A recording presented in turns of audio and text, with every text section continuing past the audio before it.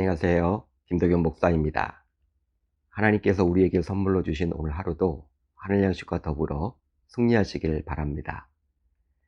자, 오늘 우리가 나눌 말씀은 사무엘상 15장 1절로 3절 그리고 7절로 9절, 사무엘상 15장 1절로 3절 그리고 7절로 9절입니다. 제가 읽겠습니다.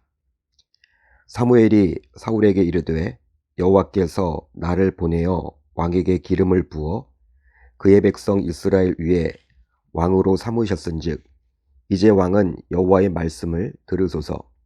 만군의 여호와께서 이같이 말씀하시기를 아말렉이 이스라엘에게 행한 일 곧 애굽에서 나올 때 길에서 대적한 일로 내가 그들을 벌하노니 지금 가서 아말렉을 쳐서 그들의 모든 소유를 남기지 말고 진멸하되 남녀와 소아와 젖먹는 아이와 우양과 낙타와 나귀를 죽이라 하셨나이다 하니. 자, 이제 7절로 9절을 읽습니다.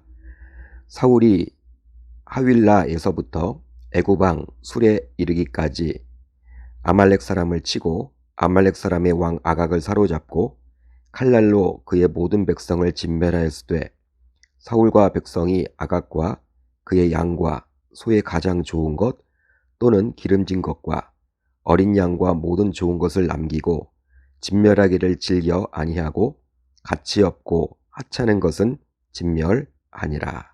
아멘. 하나님의 말씀입니다. 오늘은 이 말씀을 통해서 헤렘이란 제목으로 은혜를 나누겠습니다. 사무엘상 15장은 이스라엘과 아말렉과의 전쟁 이야기입니다. 이제 세월이 흘러 사울의 왕권이 다소 안정되었고 군사력이 상당히 확보되었습니다. 그러자 하나님께서는 아말렉을 진멸하라고 사울에게 이제 명을 하셨죠. 자, 그렇다면 왜 하나님께서는 느닷없이 아말렉을 진멸하라고 사울에게 명하셨을까요? 바로 아말렉의 과거 행적 때문입니다. 실제로 아말렉은 이스라엘이 애굽을 떠나올 때 르비딤에서 이스라엘을 공격하여 이스라엘에게 큰 피해를 입혔던 민족이었습니다. 신명기 25장을 보게 되면 당시 아말렉이 이스라엘을 어떻게 괴롭혔는지를 알 수 있는데요. 내가 피곤할 때 내 뒤에 떨어진 약한 자들을 쳤고 하나님을 두려워하지 아니하였느니라. 하지만 하나님께서는 모세와 여호수아를 통해 아말렉을 쫓아내셨으나 아말렉에게 크게 분노하시고 그들이 멸망당하실 때까지 이제 대대로 싸우겠다라고 선언까지 하셨습니다. 내가 아말렉을 없이하여 천하에서 기억도 못하게 하리라. 여러분, 다소 과격하게 느껴질 정도로 하나님께서는 아말렉에게 분노하셨습니다. 그리고 이제 하나님께서는 자신이 했던 맹세를 지킬 때가 되었다고 판단하셨죠. 즉 400년이란 세월이 지나는 동안 이제 이스라엘은 사울이 왕으로 세워지게 되었고 사울의 왕국 또한 어느 정도 안정되었으며 또 어느 정도 군사력도 갖추게 되었기에 하나님께서는 사무엘을 통해서 사울에게 아말렉을 진멸하라고 명하셨던 것입니다. 지금 가서 아말렉을 쳐서 그들의 모든 소유를 남기지 말고 진멸하되 남녀와 소아와 젖먹는 아이와 우양과 낙타와 나귀를 죽이라. 자, 그렇다면 왜 하나님께서는 아말렉의 행동, 즉 출애굽 이후 이스라엘 백성들을 괴롭힌 것을 유독 악하다라고 여겼을까요? 바로 출애굽은 하나님의 구원 사역이기에 출애굽 과정에서 행했던 아말렉의 행동은 하나님의 구원 사역에 대한 방해라고 하나님께서는 스스로 생각하셨기 때문입니다. 따라서 하나님께서 가장 중시 여기는 구원 사역에 대한 방해를 아말렉이 행했기에 하나님께서는 아말렉 민족을 결코 용서할 수 없다라고 판단하셨던 것이죠. 그러게 지금도 마찬가지입니다. 교회 내에는 여러 사역들이 있습니다. 하지만 그 여러 사역들 가운데 예배, 전도, 선교와 같이 아직 복음을 모르는 누군가에게 복음을 전함으로 그 누군가를 구원하는 이와 같은 구원 사역을 방해한 자는 결코 하나님의 징계를 피할 수가 없다라는 거예요. 따라서 신자인 우리는 교회의 본질적인 사역인 구원 사역과 관련된 것만큼은 반대를 하거나 방해를 해서는 결코 아니 될 줄로 믿습니다. 바로 하나님께서 그런 사안을 엄중하게 바라보고 계시기 때문이죠. 이제 아말렉을 진멸하라는 하나님의 명령을 듣게 된 사울은 즉각 백성을 소집하여 아말렉을 진멸하려고 출전하게 되었습니다. 그런데 정말 놀랍게도 무려 21만 명의 대군이 소집되었죠. 여러분, 이것을 통해서 우리는 무엇을 생각해 볼 수 있을까요? 바로 아말렉 진멸하는 것을 하나님께서 기뻐하사 하나님께서 친히 대군을 모아주셨다라고 볼 수 있습니다. 자, 그렇다면 하나님께서 아말렉을 진멸하라고 하셨는데요. 진멸은 과연 어떤 의미를 담고 있는 것일까요? 바로 진멸하다라는 단어는 히브리어로 하람이란 단어를 사용하는데요. 바로 여호와께 온전히 바침을 의미합니다. 여기서 유리한 명사가 바로 헤렘으로서 진멸이란 뜻을 가지고 있죠. 따라서 진멸, 즉 헤렘은 사람부터 가축에 이르기까지 모든 생물을 죽이며 모든 물건을 불태워서 하나님께 바치는 것을 뜻합니다. 그러기에 하나님께서 아말렉을 진멸하라는 것은 이 진멸을 통해서 이스라엘 백성들에게 어떤 유익, 즉 영토 확장과 전리품을 주기 위한 목적이 결코 아니라 하나님의 복수를 수행한다라는 영적 전쟁의 성격임을 우리는 놓쳐서는 아니 됩니다. 그런데 아말렉을 진멸하라는 이 명을 받았던 사울은 이제 어떻게 대처를 했을까요? 하나님께서 무려 21만 명의 군사를 모아주셨음에도 불구하고 사울은 다음과 같이 행했습니다. 자, 오늘 말씀 9절을 볼까요? 이렇게 기록되어 있죠. 사울과 백성이 아각과 그의 양과 소의 가장 좋은 것 또는 기름진 것과 어린 양과 모든 좋은 것을 남기고 진멸하기를 즐겨 아니하고 가치 없고 하찮은 것은 진멸하니라. 우선 사울은 아말렉의 왕이었던 아각은 진멸하지 않았습니다. 또 아각의 양과 소의 가장 좋은 것 또는 기름진 것과 어린 양과 모든 좋은 것은 진멸하지 않고 남겼죠.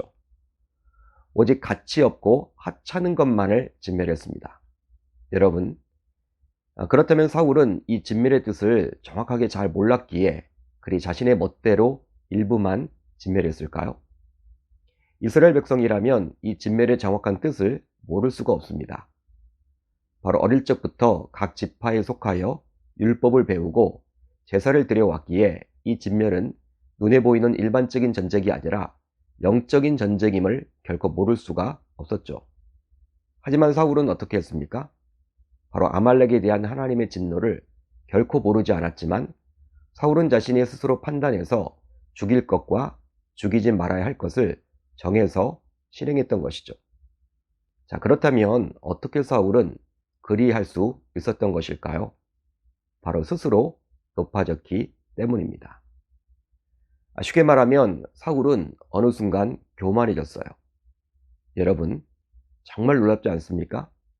사울은 스스로 자신을 낮출 줄 아는, 즉 겸손한 자였기에 하나님께서는 그를 왕으로 세워주셨습니다. 그런데 그런 겸손했던 사울이 왕이 된 이후 어느 순간 변했다라고 해야만 할까요? 바로 교만하게 되었기 때문인데요. 실제 이런 사울의 모습을 다 지켜보았던 하나님께서는 자신의 명령을 온전히 지키지 아니한 사울을 자신이 왕으로 세웠던 것을 후회하기에 이르렀습니다. 하나님으로부터 이런 사실을 듣게 된 사무엘 또한 이제 마음이 무거워서 밤새워서 하나님께 기도하기에 이르렀는데요. 그리고 날이 밝자마자 이제 사울을 만나려 했지만 사무엘은 사울을 바로 만날 수가 없었습니다. 그 이유는 바로 다음의 구절을 보면 알 수 있는데요. 자, 12절을 한번 볼까요? 이렇게 나오죠. 사무엘이 사울을 만나려고 아침에 일찍이 일어났더니 어떤 사람이 사무엘에게 말하여 이르되 사울이 갈멜에 이르러 자기를 위하여 기념비를 세우고 발길을 돌려 길갈로 내려갔다 하는지라. 여러분, 사울은 이번 아말렉과의 전쟁 승리가 바로 자신 때문이라고 여겼던 것 같습니다. 그랬기에 자기 자신을 위해서 기념비까지 최우선으로 세웠던 것이죠. 실제 정상적인 일반적인 하나님의 백성이라면 최우선으로 하나님께 제단을 쌓아서 하나님의 일하심을 높여야만 했겠죠. 하지만 사울은 하나님보다도 자기 자신을 더 우선해서 높였습니다. 이것이야말로 사울의 교만함을 잘 드러내주는 광경이라고 볼 수 있죠. 그런데요, 이런 교만한 자들의 특징이 있습니다. 바로 자신의 죄를 결코 인정하지 않죠. 오히려 자신은 책임지려고 하지 않고 어느 누군가에게 책임을 자꾸 전가하려 합니다. 실제로 창세기 3장에서도 첫사람 아담과 여자는 스스로 하나님처럼 높아지려는 유혹을 참지 못하고 결국 하나님께서 금하셨던 선악을 알게 하는 나무 열매를 따먹고 말았죠. 바로 아담과 여자 모두 교만하게 되었기에, 즉 스스로 높아졌기에 벌어진 일인데요. 그런데 안타깝게도 그들은 끝까지 자신의 잘못을 인정하지 않았습니다. 아담은 바로 하나님과 여자에게 책임을 전가했고, 여자는 뱀에게 책임을 전가했죠. 마찬가지로 오늘 본문을 보게 되면 사울 역시 자신의 잘못을 인정하지 않고 다음과 같이 백성들에게 책임을 전가해 버렸습니다. 사울이 이르되 그것은 무리가 아말렉 사람에게서 끌러온 것인데 백성이 당신의 하나님 여호와께 제사하려 하여 양들과 소들 중에서 가장 좋은 것을 당기며 그 외의 것은 우리가 진멸하였나이다 하는지라. 당시 사울은 이스라엘의 왕이셨죠. 그리고 하나님은 사무엘을 통해서 오직 사울에게만 아말렉을 진멸하라고 했습니다. 그러기에 백성들이 진멸하지 않았다 하더라도 이들은 사울의 명을 받아서 그대로 수행했을 뿐이에요. 따라서 진멸하지 않는 것은 전적인 사울의 책임이라고 말할 수 있습니다. 하지만 사울은 오늘 말씀을 보시면 알다시피 끝까지 자신의 책임을 인정하지 않고 백성들에게 책임을 전가하는 모습을 보였죠. 여러분, 이처럼 교만이란 죄가 무서운 것은 바로 회개할 기회조차 갖지 못하고 자꾸 책임을 전가하기 때문입니다. 따라서 우리 모두 항상 교만이 내 마음속에 싹트지 못하도록 하기 위해서 말씀과 기도 생활을 통해 하나님의 은혜를 떠올려야만 할 줄로 믿습니다. 자, 이제 오늘 우리 공동체가 함께 나눌 기도 제목인데요. 두 가지입니다. 첫 번째로는 항상 모든 것이 하나님의 은혜임을 떠올려서 교만한 마음이 싹트지 못하게 하소서.